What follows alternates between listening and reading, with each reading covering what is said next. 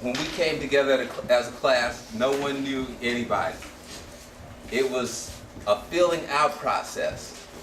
And I remember the first time Dr. Phil gave a lecture, he said, I'm going to tell everyone in the room right now that I love you. Now for African Americans, that coming from a man is sort of, but then I realized, I did a little bit of research and I realized that love conquers all. I mean, it's a biblical statement that love conquers all. So there's different kinds of love. There's philos love, which means love for mankind, brother to brother. There's agape love, which means love from the Creator. And there's eros love, which I'm sort of good at that. No, that means love between a man and woman. This is one of the most memorable classes that I've ever taken in a college environment. Public speaking has been something that I can take here and use in my everyday life. As a radio announcer, I've been speaking all my life, but this is the first time that it's been structured in a way where we had different subjects and different topics to talk about. Being in a room with you guys, I feel like everyone here is family, but I've worked on radio shows where at least 150,000 people were listening, and when you open up the mic, you just talk. You don't see any faces, but you know there's 150,000 people that's probably listening at any moment. That's easy to do. Talking in a room full of people, it's a little bit harder. I mean, I'm looking at you and you're looking at me, you're looking at my expressions and facial features and that type of thing, but if you're in a control room, nobody's looking, you can just about get away with anything you want. I've done some good speeches, I think, here in class, but the most memorable one, I think, will be the one where we came in with the drum. And remember I said the class that plays together, what? Stays together. Stays together, that's right. That was a great speech. I don't think it was that great, but it was one that I remember for a while.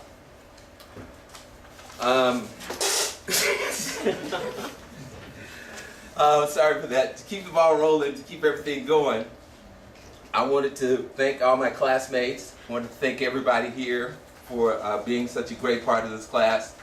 It started off a little bit rocky because my first partner just bailed out on me. So I was like, Dr. Phil, I need a partner. I need somebody that I can partner with. Dr. Phil gave me another partner, which was Jalen. Then Jalen bailed out on me. But being with Galena and Peter, I can understand why he did that. Seeing the presentation that Galena had one day and seeing the pictures, I had to sort of like unloosen my tie. Oh, and thank you very much. Thank you. It's hot. You got this. Okay. I want to thank Mitch, Lizette, and Melissa for allowing me to slaughter the Spanish language. I mean, some days I come in and go, "Que paso?" I'm like, man, I wish this guy shut up. What is he saying? And I really appreciate you guys for being there with me, telling me the right words to say. Perhaps after this, I'll really try to take a Spanish class so I can know what's going on. I don't want to say something that I get, in trouble. My butt will. There's a lot of talented people here, but I want to talk about Al and Karen's improv the day they did their speech, their partner speech. That was something special.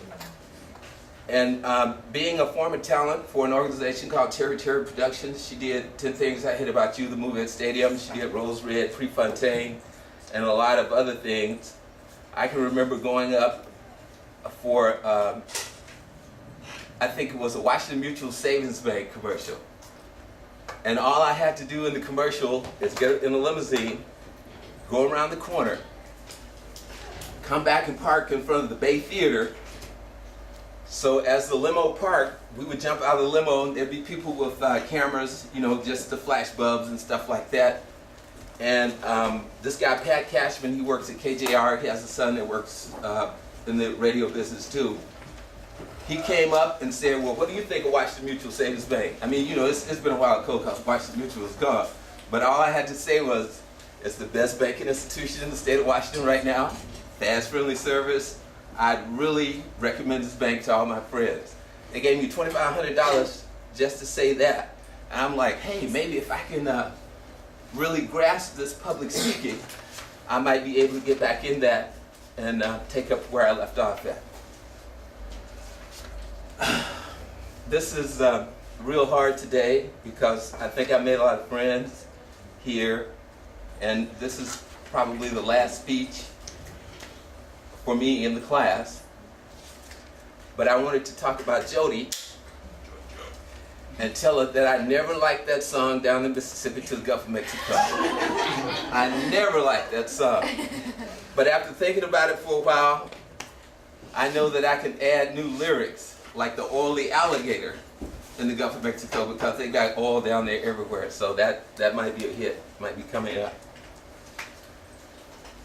I want to share a little bit my portfolio here, some of the stuff that I've got. This last speech is probably going to be the hardest speech.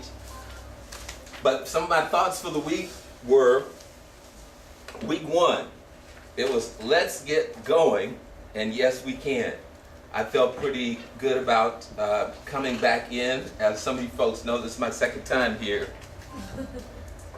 I'm gonna make it out this time, I think. Okay, week number 2, goodbye to the winter and redefine your education here at Clover Park Technical College. Week number 3, everybody in class seemed to like that drum. Week number 4, a great start to spring. And by the time we got to week number 5, I was like, boy, this quarter's going fast. Week number 6, I was thinking about Jody. Good things come in small packages. Okay. Week number 7, going into the old 7th inning stretch. Week number 8 is close to the finish line. Week number 9, victory is mine. I can taste it. And my final thought for the week is going to be my last speech is done successfully. What I've learned that made me a better person. I didn't really learn anything.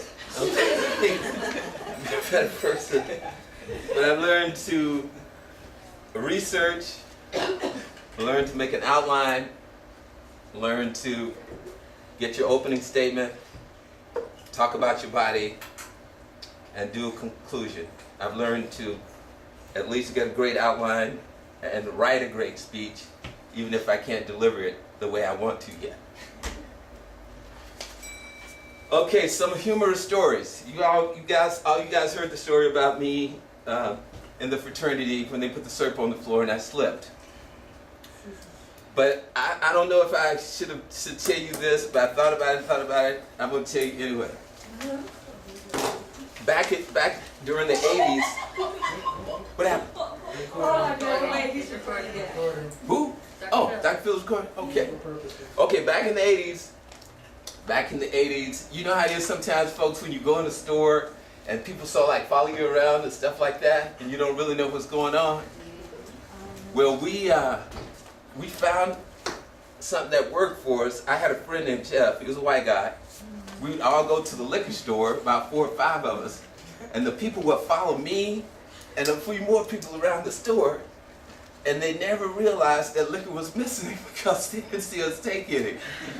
By the time they figured out what had happened, we had enough liquor for homecoming, all the football games, and the spring dance, because Jeff would load up. When they follow us around, Jeff would get, I don't know what so I guess what I'm trying to say is that never judge a book by its cover. You know, never stereotype people, because you never know who they are and what might happen with that.